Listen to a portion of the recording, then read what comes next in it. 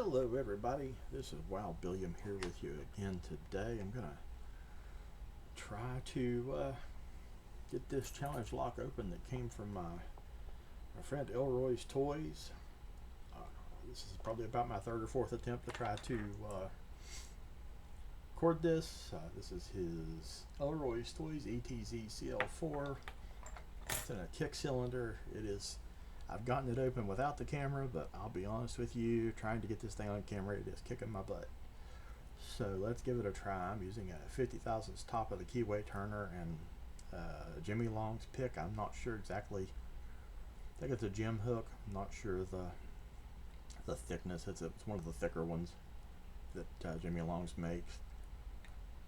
I find that, like most people, the biggest hook you can get in there, the better.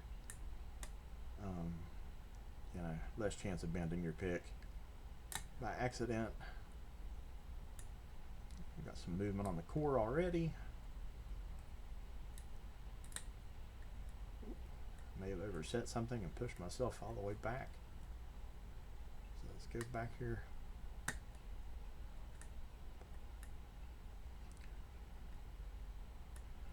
Trying to use as light attention as I possibly can here. Let's just go ahead and reset ourselves. Start back at the beginning. Pin 1, a little bit of a click.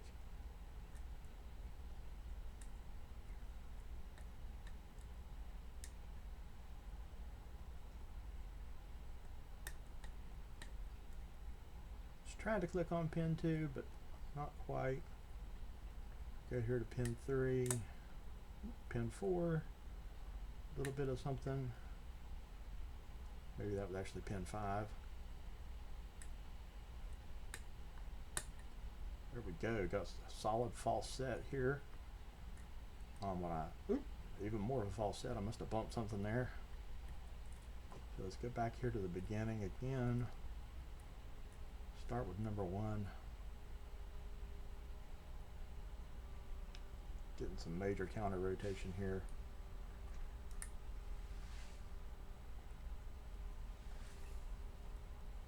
Must have a crazy spool or something there in number 1, or either that or I'm about to overset something. May have just overset that one. Pin 2 got a click.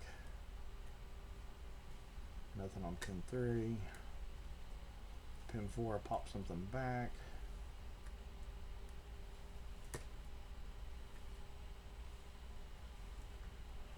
May have overset something again. Tell you what, this is a solid lock. Kudos to you, Elroy's Toys, on another fantastic challenge lock. I think you're killing it. Seen some of the others that other folks have gotten from you. Fantastically made.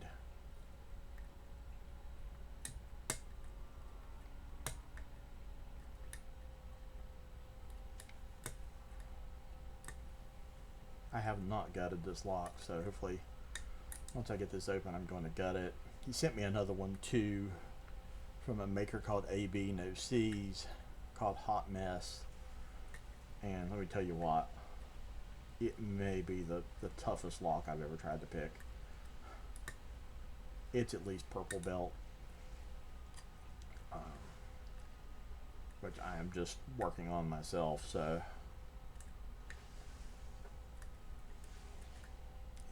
it's got to have some trap pins or something in it. But I'll be honest with you, getting back to this one, Elroy's has made some fantastic pins in here too, from what I can tell.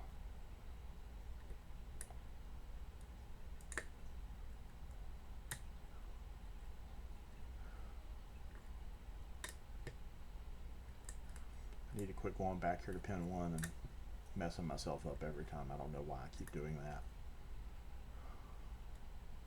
Force a habit from going back to the beginning, I guess.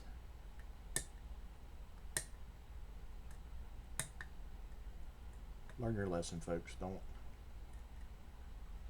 make the same mistake over and over like I'm doing.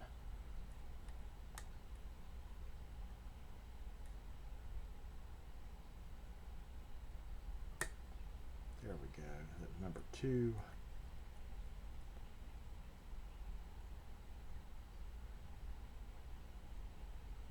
I'll leave number 1 alone for now.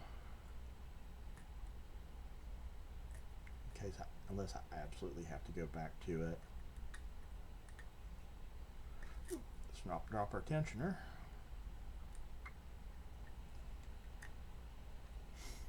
As I am apt to do.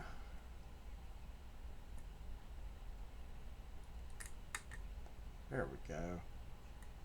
Now number 1 did something for me. So, number 1 appears to be set.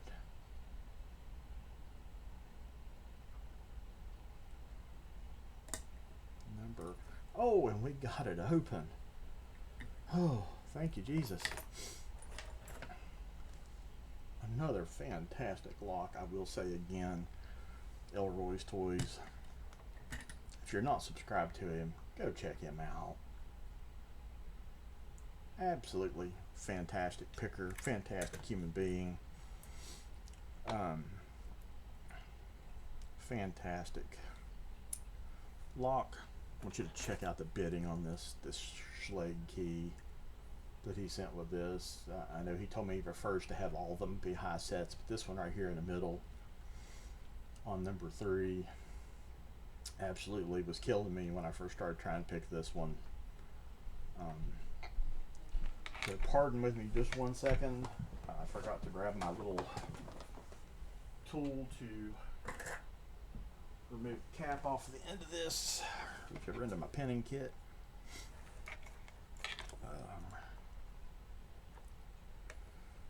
Okay, Wild-Billiam, where did you put the good shim that you got out? There we go, just for this challenge lock. One of the lessons I've been taught by everybody else is to always make sure to use a shim on somebody's challenge lock so you don't mess it up. Somebody's put a lot of work into this, a lot of love. Don't go screwing around and tearing up their lock.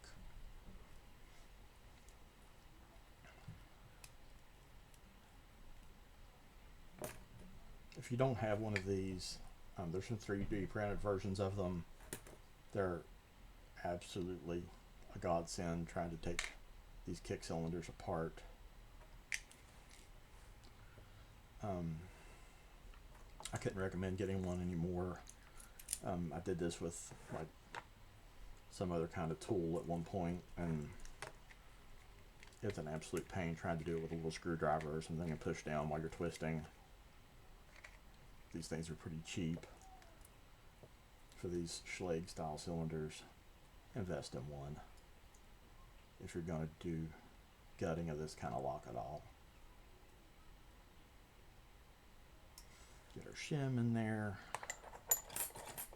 Grab our plug follower here.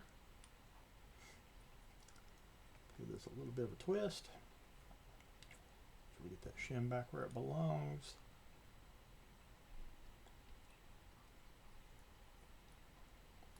Pull our shim out. Let's go ahead and take a look at these. Absolutely, what I'm assuming are fantastic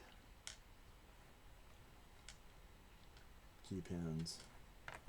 Number 1 is a standard.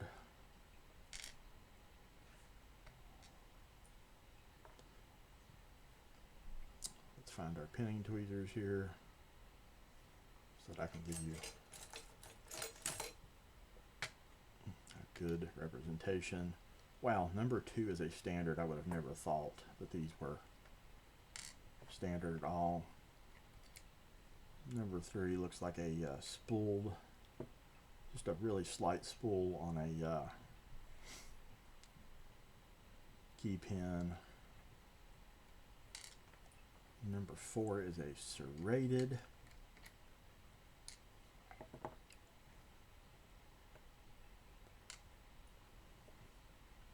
Number 5 is also a standard, as is number 6. So let's take a look at the chambers on this thing. On this plug, number 2 and number 4 are, he's taken and put some, gosh, why am I having a general brain fart right at the moment? Serrations in there, but he's used a threading, there we go. Then he's done some overmilling on number 3 and number 5.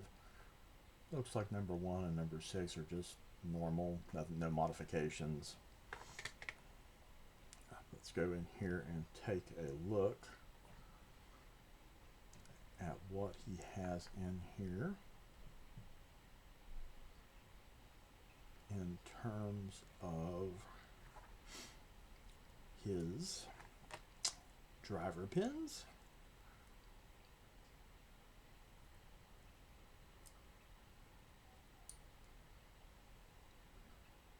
Number 1, as I suspected. Oh, very nice. I'll show you these here in a minute. That is an hourglass for like a double spool. Let's go ahead and just get these springs out so that I can show them to you. Show you the whole thing here at the end.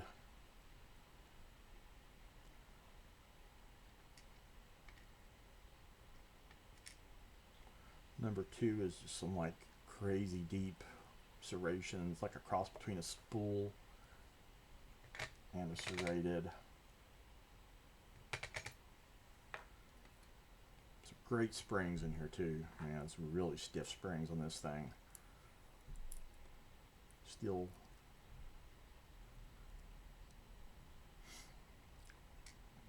Number 3 is another one of those kind of cross between a serrated and a double spool.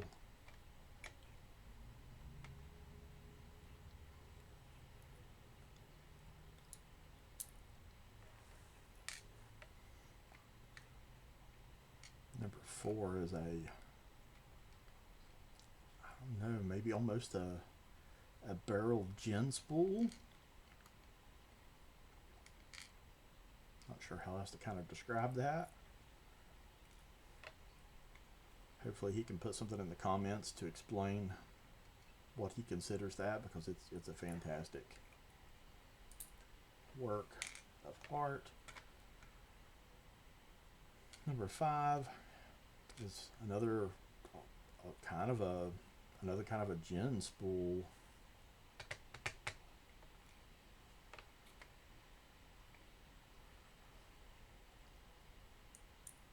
And number 6 is another one of his kind of homemade serrated gin spoolish looking kind of a spool.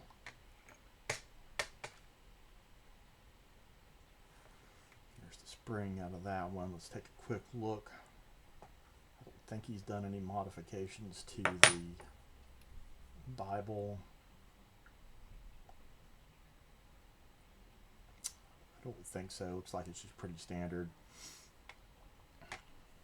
Let's take a good look at the whole shebang here, along with our key.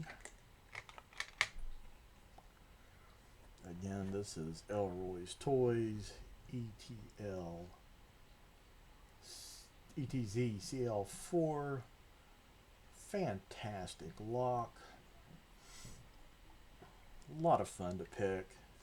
Thank you, sir, for choosing me to be the recipient of this one. Fantastic work. Keep up the good work. You're inspiring me for my next set of challenge locks, and for that I appreciate it.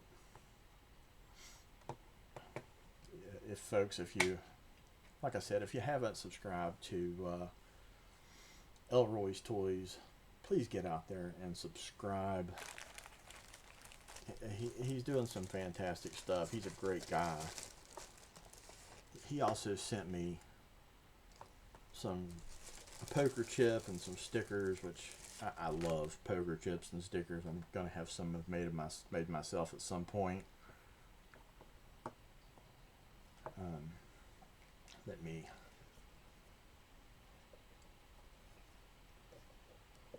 loosen this up and give you a good look again. at this awesome lock. That's all I've got for you right this minute. I have another one that he sent me from AB, no C's, that I'm going to try to get picked once I get done posting this video. Please like and subscribe to me. I'm looking forward to getting to 100. I have a fun idea for a giveaway. And as always, have a blessed week. Check out LPU if you're interested in lock picking. Follow there's a couple of big rules in our game that and what we do that are really fun. It's a fun thing, but stay away from stuff that you don't own, stuff that's in use. We don't want you to A, get in trouble, or B, tear up your house lock. We've all made that mistake. Luckily, I've not torn anything up, but I've made that mistake. Until next time, see you later.